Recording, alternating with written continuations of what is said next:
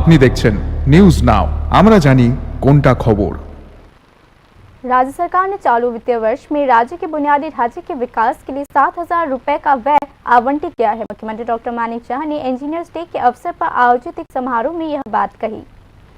सरकार राज्य में बुनियादी ढांचे के विकास को महत्व दे रही है। चालू वित्तीय वर्ष 2025-26 में बुनियादी ढांचे के निर्माण के लिए 7,000 करोड़ रुपए का व्यय आवंटित किया गया है। बुनियादी ढांचे के निर्माण में इंजीनियर महत्वपूर्ण भूमिका निभाएंगे।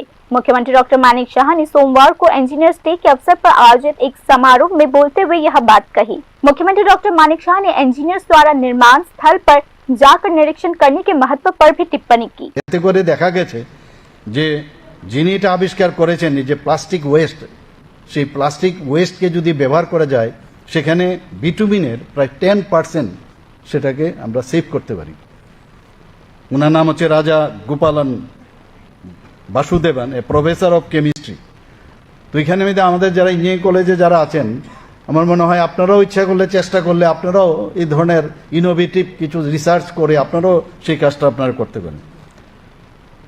এবং এই যে প্লাস্টিক ইউজ করে বিটুমিন কম করে এবং এই যে ওয়েস্ট ব্যবহার করার সুবাদে এটা কিন্তু অনেক বেশি লোড বিয়ারিং रोड बीके रोड पर सड़क बिटुमिन की जगह प्लास्टिक से बनाई गई है। मुख्यमंत्री ने यह भी सुझाव दिया कि भविष्य में राज्य में और सड़कें प्लास्टिक से बनाई जा सकती है या नहीं, इसका समीक्षा किया जाना चाहिए। 34,000 करोड़ করেছে, অর্থাৎ 4,000 কোটি টাকা আমরা কিন্তু সেটাকে বাড়িয়েছি এবং ইনফ্রাস্ট্রাকচারে প্রায় 7,000 কোটি টাকার মতো আমরা এখানে রেখেছি।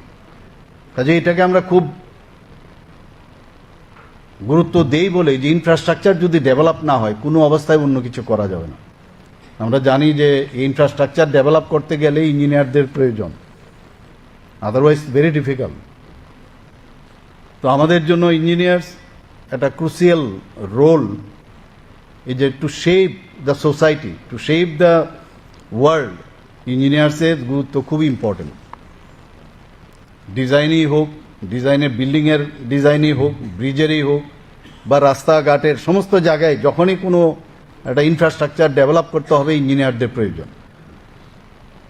এবং সেই জায়গার মধ্যে আমরা মাঝে মাঝে দেখি বিভিন্ন জায়গায় যখন ইঞ্জিনিয়াররা যদি প্রপারলি যদি সাইডে না যান, একটা প্রজেক্ট তো হলো, সেখানে প্রায় সাইডে যদি যান তাহলে যে সেটাকে কাজের বেলায় যদি ত্বরান্বিত করতে হয়, স্পিডি যদি ডেলিভারি দিতে হয়, ইঞ্জিনিয়ারদের সাইডেও কিন্তু যেতে হবে। আমরা করলাম ঘরে বসে ডিজাইন ইত্যাদি করলাম, কারণ আমরা মাঝে মাঝে দেখি যে যদি এই ডিজাইন বা যখন ডিপিআর তৈরি হয় এর মধ্যে একটু খামতি হলে কিন্তু বিপদ।